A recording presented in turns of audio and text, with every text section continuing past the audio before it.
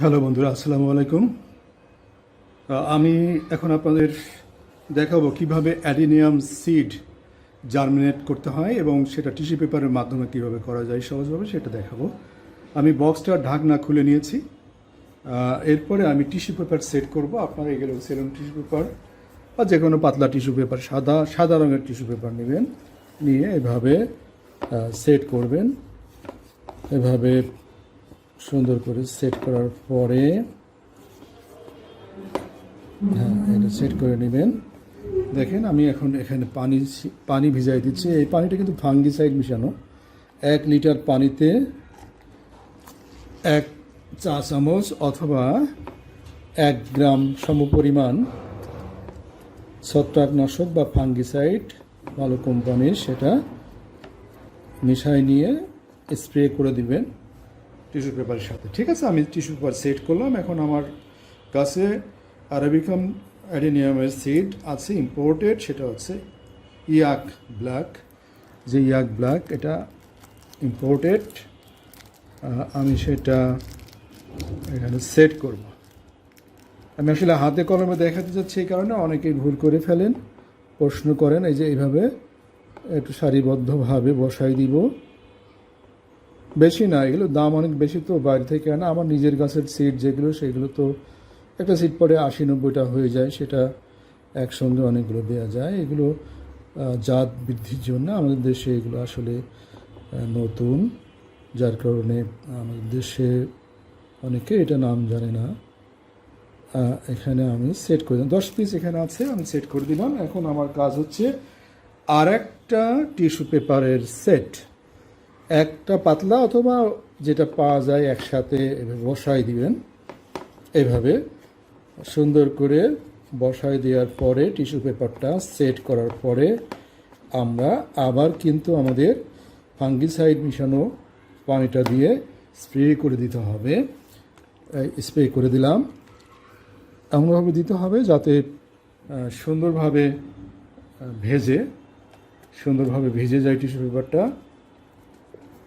ঠিক আছে, টিস্যু পেপারটা সুন্দরভাবে আমি চেপে দিচ্ছি যাতে সিটগুলো সুন্দরভাবে সেট হয়ে থাকে। টিস্যু পেপারটা যথেষ্ট পরিমাণ ভিজছে কিনা, যদি এক্সেস পানি থাকে সেটা ফেলে দিতে হবে। আমি দেখতে পাচ্ছি যে এর ভিতরে এক্সেস পানি নাই, মোটামুটি যতটুকু পানির প্রয়োজন। এরকম কাত করলে কিন্তু এক্সেস পানি দেখা যায়, এক্সেস পানি নাই।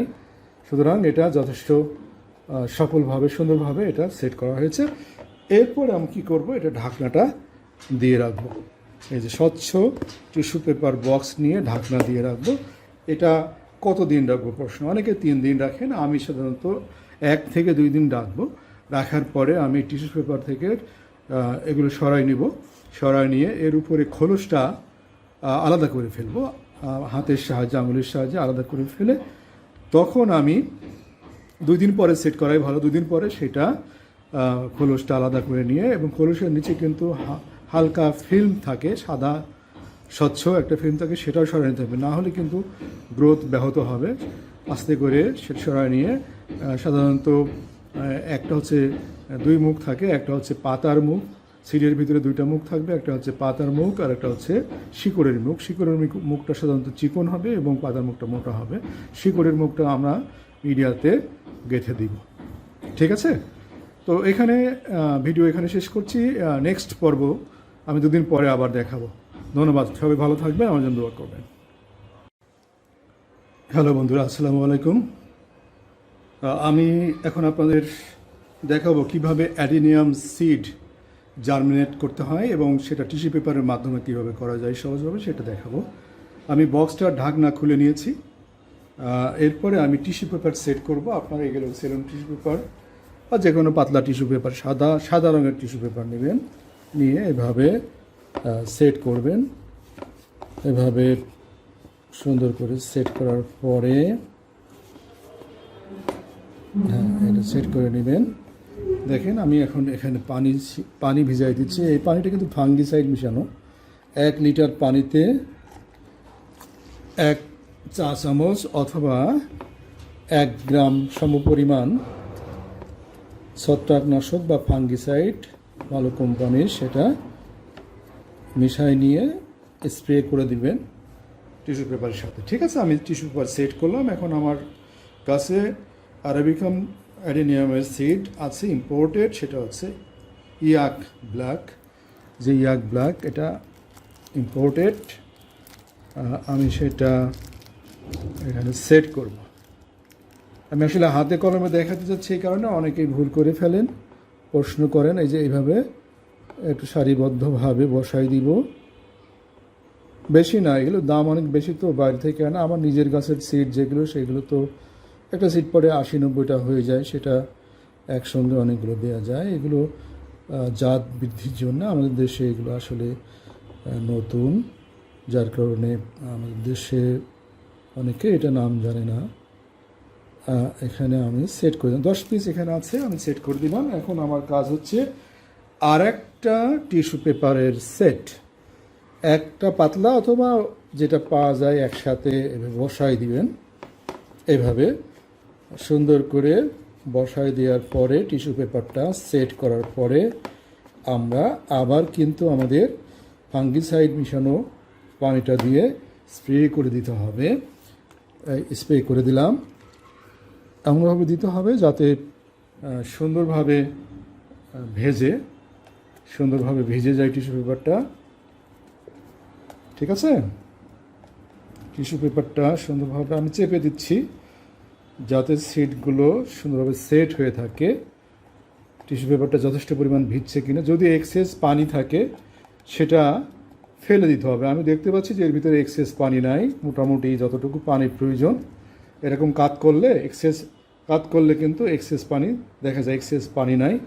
সুতরাং এটা যথেষ্ট সফলভাবে সুন্দরভাবে এটা সেট করা হয়েছে। এরপর আমি কী করব, এটা ঢাকনাটা দিয়ে রাখবো। এই যে স্বচ্ছ টিস্যু পেপার বক্স নিয়ে ঢাকনা দিয়ে রাখবো। এটা কতদিন রাখবো প্রশ্ন, অনেকে 3 দিন রাখেন, আমি সাধারণত 1 থেকে 2 দিন রাখবো।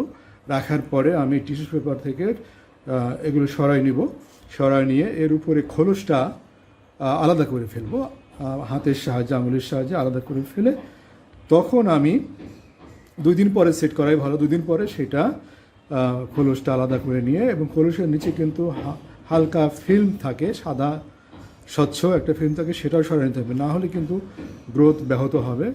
আস্তে করে সেটা সরাই নিয়ে, সাধারণত একটা হচ্ছে 2 মুখ থাকে, একটা হচ্ছে পাতার মুখ, সিডের ভিতরে 2টা মুখ থাকবে, একটা হচ্ছে পাতার মুখ আর একটা হচ্ছে শিকড়ের মুখ। শিকড়ের মুখটা সাধারণত চিকন হবে এবং পাতার মুখটা মোটা হবে। শিকড়ের মুখটা আমরা মিডিয়াতে গেঁথে দিব। ঠিক আছে, তো এখানে ভিডিও এখানে শেষ করছি। নেক্সট পর্ব আমি 2 দিন পরে আবার দেখাবো। ধন্যবাদ, সবাই ভালো থাকবেন, আমার জন্য দোয়া করবেন।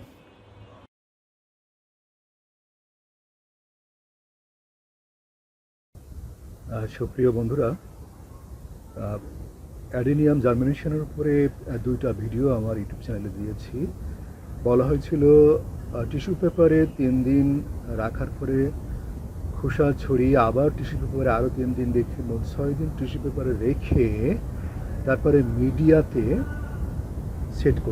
সেট করার পরে পলিথিন দিয়ে ঢেকে দিতে। আমি এই মিডিয়াতে সেট করেছি, এটা RFL বোলের উপরে মিডিয়া বসিয়ে তারপরে সেট করে। এখন পলিথিন দিয়ে ঢাকা বলে দেখা যাচ্ছে না, এই অবস্থায় আরও 6 দিন, মোট 12 দিন এইভাবে বদ্ধ অবস্থায় রেখে, টিস্যু পেপার দিলেও তো আমরা ঢাকনা বদ্ধ রাখি, আর মিডিয়াতে বসানোর পরেও কিন্তু পলিথিন দিয়ে বদ্ধ রেখে মিডিয়ার উপর থেকে পলিথিন শেডটা উঠিয়ে নিতে হবে। উঠিয়ে নিলে আমার যে উঠানোর পরে কি হবে আমরা দেখতে যাচ্ছি। উঠানোর পরে এইটা আমরা দেখছি, আজ হচ্ছে এটা 2 তারিখে 2 তারিখে সেট মানে পলিথিন উঠাইছি, কিন্তু এটা জার্মিনেট শুরু হয়েছিল 2 তারিখে, আজকে হচ্ছে 19 তারিখ। তার মানে বয়স 17 দিনে অ্যারাবিকান বেবিগুলো এরকম হয়ে যাবে। আমরা যেটা দেখতে পাচ্ছি এটা ব্ল্যাক টর্পিডোর সিডলিংস। আমি মনে করি যেটা ব্যাপক গ্রোথ, 17 দিনে 4 পাতা চলে আসছে, 6 পাতা আসলে এটাকে আমরা ফুল সানে দিয়ে দিই। সবাই ভালো থাকবেন, ধন্যবাদ।